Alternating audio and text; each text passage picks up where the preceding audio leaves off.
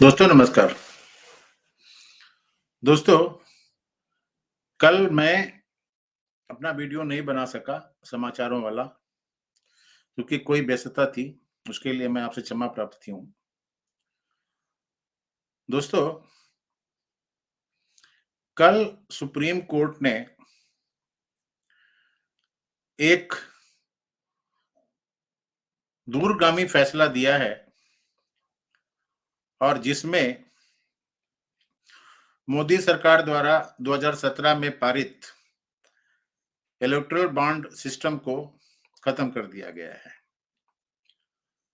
आपको मालूम है कि मोदी की गवर्नमेंट 2014 में आई थी और उसके बाद उन्होंने कई कानून बनाए, जिसमें से एनजीएसी था, उसको सुप्रीम कोर्ट ने असंवैधानिक करार दिया था। 8 नवंबर 2016 को मोदी जी ने नोटबंदी चालू की थी। उसके बाद 2017 में इलेक्टोरल बॉन्ड लेकर के आए थे। उस समय वित्त मंत्री अरुण जेटली साहब थे और उन्होंने ये कानून इसलिए बनाया था कि जिससे अगर कोई कॉर्पोरेट हाउस पार्टी को चंदा देता है तो वो चेक से एक इलेक्टोरल बॉन्ड एसबीआई की शाखा से खरीदेगा और उसके बाद वो जिस पार्टी को देना चाहता है उसको दे देगा और वो पार्टी उसको इनकैश करवा लेगी। इसमें प्रावधान ये था कि जो कॉर्पोरेट हाउस जिस पार्टी को इलेक्टोरल बॉन्ड दे रहा है, उस पार्टी के ऊपर यह ऑब्लिगेशन नहीं है कि उस जिसने उसको वो चंदा दिया है वो डिक्लेयर करे। 2017 में जब ये कानून आया था तो उस समय जो बहस हो रही थी, उस समय भी मुझे ऐसा लग रहा था कि ये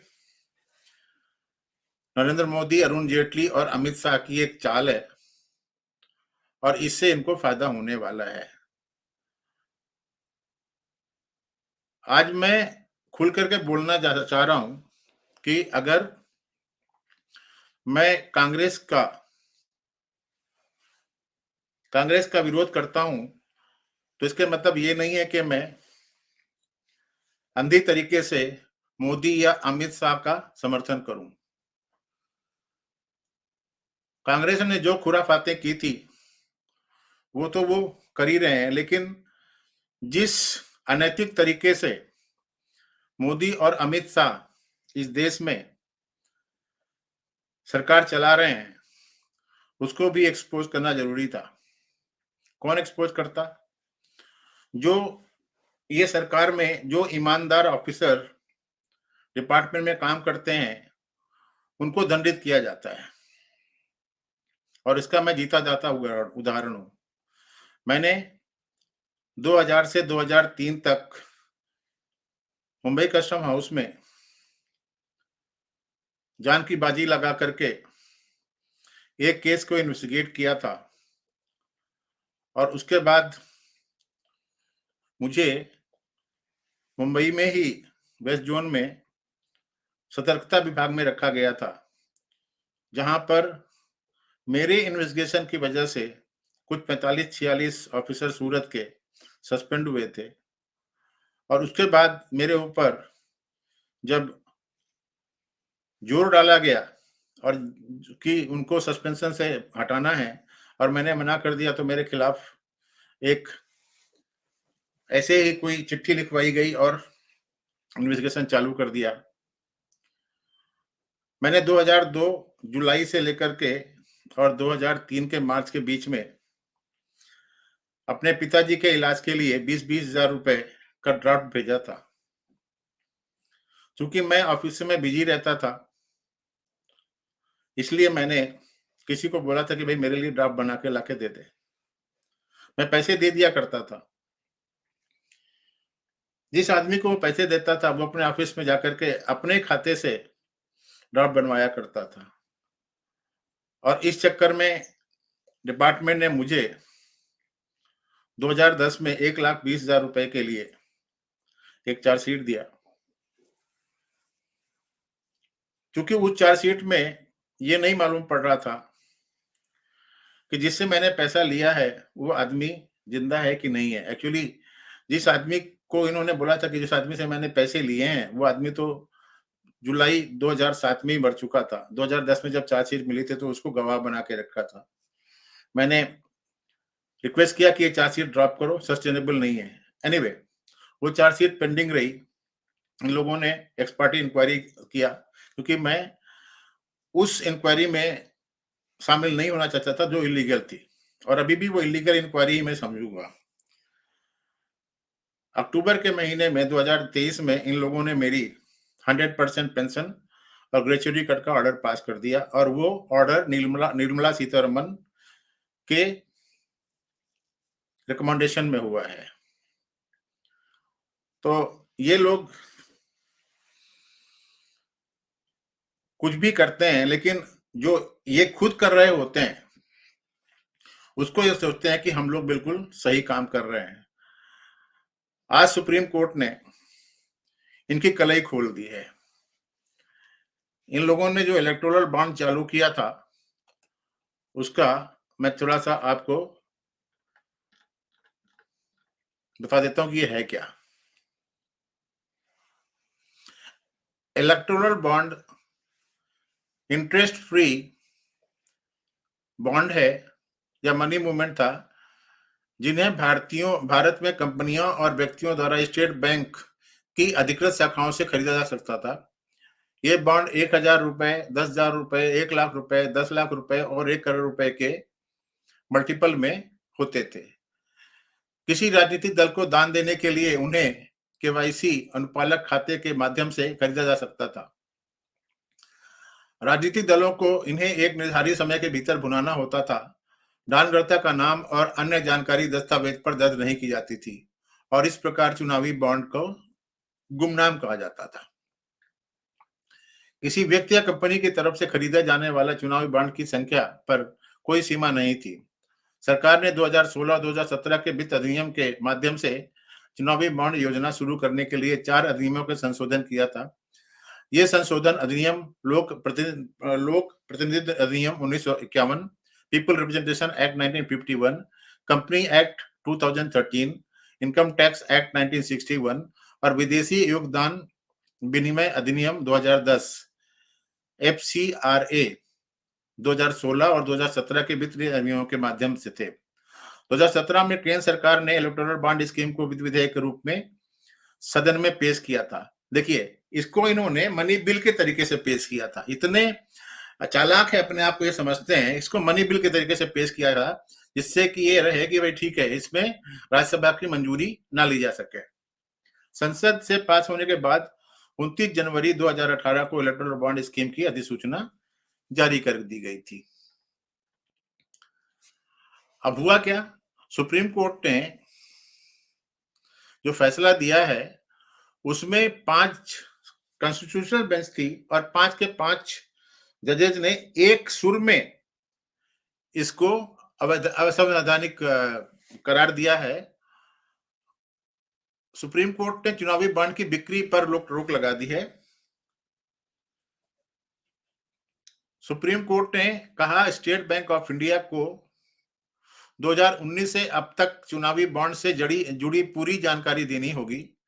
सुप्रीम कोर्ट ने फैसले में कहा कि चुनावी बॉन्ड योजना आयकर अधिनियम की धारा 139 द्वारा संशोधित धारा 29(1)(c) और वित्त अधिनियम 2017 द्वारा संशोधित धारा 13(b) का प्रावधान अनुच्छेद 19 अनुच्छेद 19(1)(a) का उल्लंघन है। आर्टिकल 19(1)(a) का उल्लंघन है। शीर्ष अदालत ने आदेश दिया कि चुनावी बॉन्ड जारी करने वाला बैंक यानी भारतीय स्टेट बैंक चुनावी बॉन्ड प्राप्त करने वाले राजनीतिक दल का विवरण और प्राप्त सभी जानकारी जारी करेगा। उन्हें 6 मार्च तक भारत के चुनाव आयोग को सौंपना होगा। इलेक्शन कमीशन इसे 13 मार्च तक आधिकारिक वेबसाइट पर प्रकाशित करेगा। साथ ही राजनीतिक दल इसके बाद खरीदारों के खाते में चुनावी बॉन्ड की राशि वापस कर देंगे। आखिर सुप्रीम कोर्ट के इस फैसले का मायने क्या है और सुप्रीम कोर्ट का फैसले का क्या असर पड़ेगा, ये आप लोग बताइएगा। लेकिन मुझे लगता है कि बीजेपी कोई इतनी ईमानदार पार्टी नहीं है जितनी ईमानदार पार्टी हम लोग समझते हैं। हमारे पास में प्रॉब्लम यही है कि अल्टरनेटिव नहीं है। कांग्रेस तो उससे भी गई गुजरी है और उसी का ही फायदा उठाते हैं और पब्लिक इनको करती है। लेकिन ये पक्की बात है, जितने ही अपने आप को पाक साफ समझते हैं, ये पाक साफ उतने है नहीं, इतने ईमानदार नहीं है। ये लोग हमेशा बेईमानों का सपोर्ट करते हैं और जो ईमानदार लोग होते हैं उनको हमेशा हैरास करते हैं। ये अमित शाह और मोदी और निर्मला सीतारमण की गवर्नमेंट का हाल है। खैर, सुप्रीम कोर्ट के फैसले की मुख्य बातें क्या हैं? चुनावी बॉन्ड योजना आयकर अधिनियम की धारा 139 द्वारा संशोधित धारा 29 एक सी और वित्त अधिनियम 2017 द्वारा संशोधित धारा 13 बी का प्रावधान अनुच्छेद 19 ए का उल्लंघन करता है। ये पहला है। भारतीय स्टेट बैंक चुनावी बॉन्ड प्राप्त करने वाले राजनीतिक दलों और उनसे प्राप्त जानकारी की डिटेल जारी करे। साथ ही इसे मार्च तक भारतीय चुनाव आयोग को सौंपे। 6 मार्च तक चुनाव आयोग को सौंपने को बोला है। चुनाव आयोग को 13 मार्च तक इस जानकारी को अपने आधिकारिक वेबसाइट पर प्रकाशित करना होगा। राजनीतिक दल इसके बाद खरीदारी के खाते में चुनाव बॉन्ड की राशि वापस कर देंगे। इस योजना से सत्ताधारी पार्टी को कितना फायदा उठाने में मदद मिलेगी, ये बोला है इन्होंने। सुप्रीम कोर्ट ने बोला है कि इस योजना से सत्ताधारी पार्टी को फायदा उठाने में मदद मिलेगी। चुनावी बॉन्ड योजना को यह कहकर उचित नहीं ठहराया जा सकता कि इसमें राजनीति में काले धन पर अंकुश लगाने में मदद मिलेगी। दानदाताओं की गोपनीयता महत्वपूर्ण है, लेकिन पूर्ण छूट देकर राजनीतिक फंडिंग में पारदर्शिता हासिल नहीं की जा सकती। ये सुप्रीम कोर्ट ने अपने फैसले में बोला है।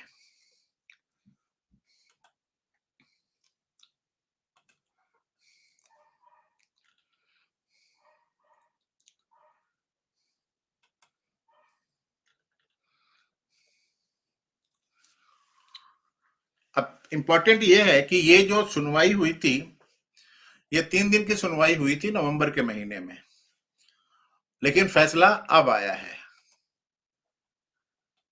मतलब करीब 3 महीने के बाद ये फैसला आया है और इलेक्शन सिर पर है।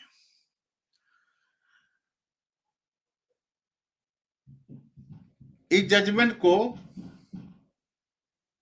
चंद्रचूड़ साहब ने लिखा था और बाकी 4 जजेज जो हैं, बाकी 3 जजेज उनके सपोर्ट में थे। गवई साहब थे, पारदीवाला साहब थे और मनोज मिश्रा थे, जो चंद्रचूड़ के साथ में थे। संजीव खन्ना, जस्टिस संजीव खन्ना ने अलग से जजमेंट दिया है, लेकिन उन्होंने भी इस बात को माना है।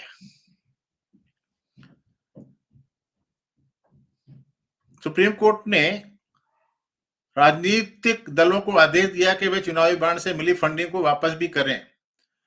इससे सबसे बड़ा झटका बीजेपी को ही माना जा रहा है, क्योंकि इलेक्टोरल बॉन्ड से सबसे ज्यादा चंदा उसे ही मिल रहा है। अदालत ने कहा चुनावी बॉन्ड पर आज से रोक लगाई जाती है। 12 अप्रैल 2019 से अब तक चुनावी बॉन्ड किन किन लोगों ने खरीदे और कितनी रकम लगाई, ये जानकारी स्टेट बैंक को देनी होगी। अदालत ने कहा कि ये जानकारी पहले स्टेट बैंक की ओर से चुनाव आयोग को दी जाएगी, फिर आयोग की ओर से जनता को जानकारी मिलेगी। अदालत ने कहा कि चुनावी बॉन्ड की इस तरह से खरीद से ब्लैक मनी को बढ़ावा ही मिलेगा, इसमें कोई रोक नहीं लगेगी और न पारदर्शिता का हनन होता है।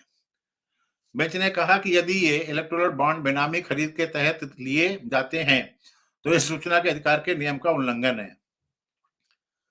हम इस संवैधानिक अधिकार के उल्लंघन पर आंख बंद नहीं कर सकते। चीफ जस्टिस डीवाई चंद्रचूड़ की अगुवाई वाली बेंच ने कहा कि जनता को यह जानने का हक है कि आखिर राजनीतिक दलों के पास पैसे कहां से आते हैं और कहां जाते हैं। बेंच ने कहा कि सरकार की चुनावी प्रक्रिया में काला धन रोकने के लिए कुछ और तरीकों पर भी विचार करना चाहिए। इलेक्टोरल बॉन्ड के खिलाफ दायर अर्जियों में कहा गया था कि इस तरह का नियम गलत है, जिसमें ब्लैक मनी खत्म नहीं होगा बल्कि बढ़ सकता है। वही सरकार का पक्ष था कि सिर्फ जनता के पास ये जानकारी नहीं रहेगी, सरकार, बैंक और आयकर विभाग के पास ये डाटा रहेगा। ऐसे में इससे किसी तरह की गड़बड़ी नहीं हो सकती। सरकार के इस तर्क को अदालत ने खारिज कर दिया कि जनता को इलेक्टोरल बॉन्ड की जानकारी न देने से कुछ गलत नहीं है। बेंच ने कहा कि ऐसा नियम तो आरटीआई का उल्लंघन है। अदालत ने कहा कि जनता को यह जानने का हक है कि वो जिन राजनीतिक दलों को वोट देती है, उनके पास पैसा कहां से आता है और कहां जाता है। संविधान का उल्लंघन है। यदि जनता को चुनावी फंडिंग के बारे में जानकारी नहीं दी जाती। इस प्रकार शीर्ष अदालत ने 2018 में आई चुनावी बॉन्ड की व्यवस्था पर बड़ा फैसला किया। अदालत ने इस मामले में चुनाव आयोग की भी खिंचाई की और सवाल पूछा कि आखिर वो चुनावी बॉन्ड की जानकारी अपने पास क्यों नहीं रखता है।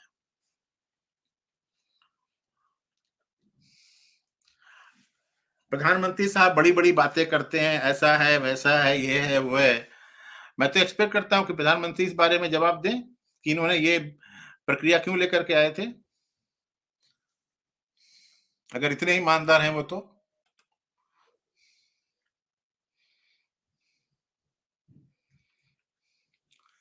अब आपको मैं एक जजमेंट शेयर करके बताता हूँ। ये जजमेंट जो है, मैंने इसको डाउनलोड किया है। ये जजमेंट का लास्ट पैरा देखेंगे क्या बोल रहा है। 1 मिनट। ये देखिए जजमेंट है। Writ petition civil number 880 of 2017 association for democratic reforms and others. ये पटिशनर है, union of India and others respondent हैं विद ये रिट पिटीशन है। ये देखिए धनंजय वाई चंद्रचूड़, इन्होंने अपनी तरफ से एक जजमेंट दिया है और उसके बाद में इधर क्या है देखें, companies and they information whether the CDE challenge of unlimited application for the principal validity of section this conclusion and directions 149 में जाते हैं, देखें क्या बोल रहे हैं। थोड़ा सा ये दिखा देते हैं आपको कितना पैसा किसको मिला है। Association for Democracy has submitted the following table which showcases party wise donation by corporate houses to national parties। BJP को 2016-17 में 515, 2017 में 400 करोड़ और इसके बाद 2018-19 में 698 करोड़, 2019-20 में 720 करोड़, 2020-21 में 416 करोड़, 2021-22 में 548 करोड़। टोटल कितना हो गया? 3,299 करोड़ ये बोल रहे हैं। इसके बाद डिनोमिनेशन ऑफ दिस ये है। इसके बाद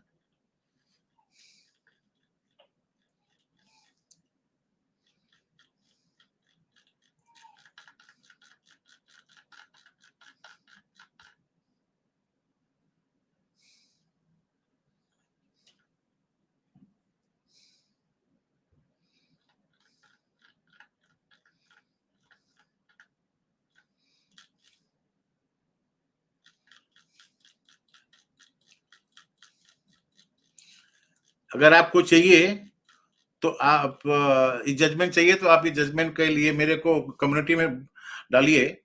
मैं इसका जजमेंट का कॉपी वहां पर लिंक पेस्ट कर दूंगा, वहां से आप इसको निकाल सकते हैं।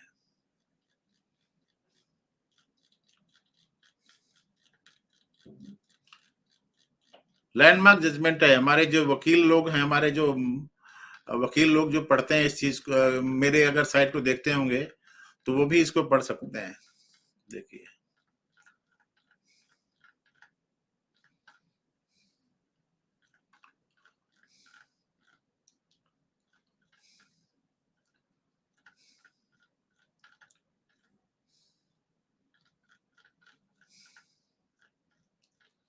ये संजीव खन्ना साहब का जजमेंट है।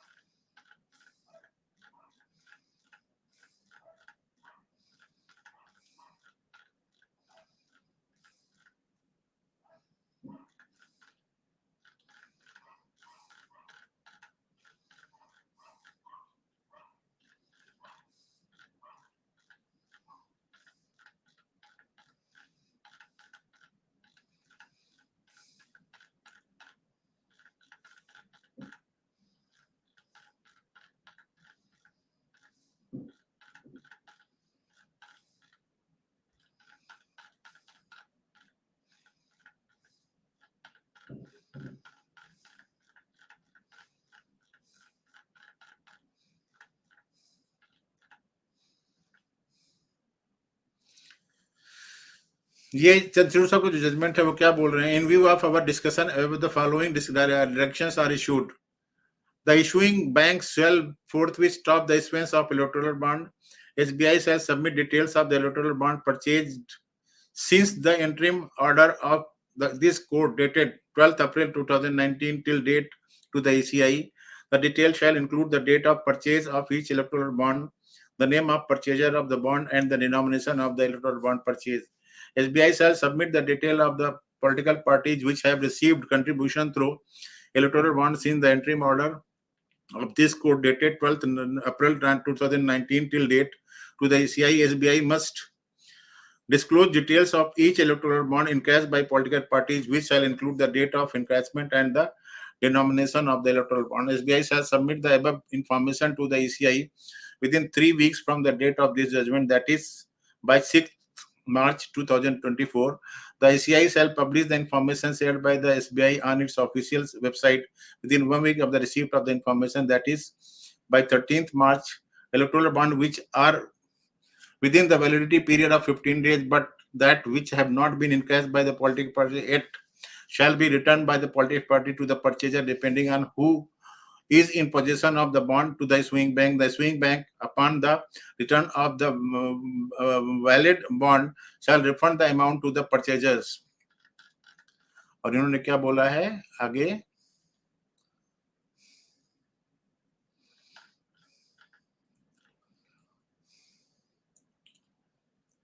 In view of the discussion above, 2016 में जो बोल रहे हैं, the electoral bond scheme, the proviso of section 29C1 of the representation of the people as amended by section 137 of Financial Act 2017, section 182(3) of Companies Act as amended by section 154 of the Finance Act 2017 and section 13(1)(b) as amended by the section 13 of Finance Act are violative of Article 19(1)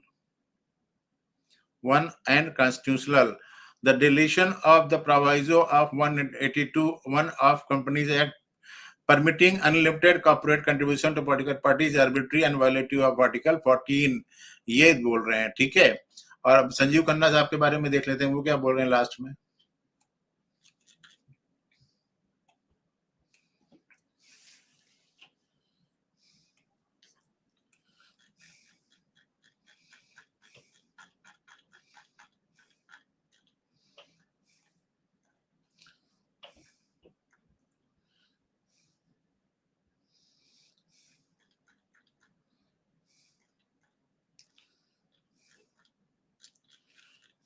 यहाँ पे होगा शायद से. I therefore, the scheme is unconstitutional and is accordingly struck down. Proviso of 29C1 of Representation of People Act, Section 182 of Companies Act, and Section 13(b) of Income Tax 1961 as amended by Finance are unconstitutional and are struck down. Deletion of Proviso to 192 of the Companies Act of 2000, thereby permitting unlimited contribution to the political parties, is unconstitutional and struck down. Subsection 3 up to Section 31 of RBI Act and the explanation thereto introduced by the Finance Act are unconstitutional and are struck down. The ICI will ascertain the detail from the political parties and the State Bank umbrella which has issued the bonds and the banker of the political parties, and thereupon disclose the details and name of the donor purchaser of the bond and the amount donated to the political party. The said exercise would be completed as per the timeline fixed by the Honorable Chief Justice. Henceforth, as the scheme has been declared unconstitutional, the issuance of fresh bond is prohibited. In case of bond issued within the validity period or with the donor purchaser, the donor purchaser may return them to the right bank for refund of the amount. In case the bond within the validity period or with the donee political party, the donee political parties will return the bond to the issuing banks, which will then refund the amount to the donor purchaser. On failure, the amount will be credited to the Prime Minister Relief Fund. ये है judgement. मतलब कहने का ये है कि अब आया है ऊंट पहाड़ के नीचे. 10 सालों से ये अपनी मर्जी से अमित शाह और नरेंद्र मोदी कुछ भी कर रहे थे और पब्लिक को अपोजिशन पार्टीज के जो वीकनेस है उसके चक्कर में ये उल्लू बना रहे थे. और क्या नहीं कर रहे थे उसके बारे में मुझे ज़्यादा बोलना नहीं चाहिए, क्योंकि लोग बाग फिर मेरे को बोलेंगे कि तुम इनके खिलाफ बोल रहे हो और ये हो रहा है, वो हो रहा है। बट ये पक्की बात है कि कोई नरेंद्र मोदी या अमित शाह दूध के दूल्हे नहीं हैं, और इन लोगों ने भी 10 साल के अंदर जितनी खुराफात की है, अगर जब कोई दूसरी कोई गवर्नमेंट आएगी और इनके ऊपर इंक्वायरी चलेगी, तो मालूम पड़ेगा कि ये कितने पानी में थे। तो ये मेरा आज का वीडियो था इलेक्टोरल बॉन्ड के ऊपर। हो सकता है आपको ये वीडियो अच्छा लगा हो। अगर ये वीडियो अच्छा लगा हो तो आप इस वीडियो को लाइक करें, शेयर करें और मेरे चैनल को सब्सक्राइब करें और मेरे चैनल को ज्वाइन भी करें। अगले वीडियो की अग्रिम सूचना पाने के लिए आप इसका बेल आइकॉन दबा दें। मिलते हैं अगले वीडियो में किसी और इश्यू के साथ। तब तक के लिए जय हिंद, नमस्कार।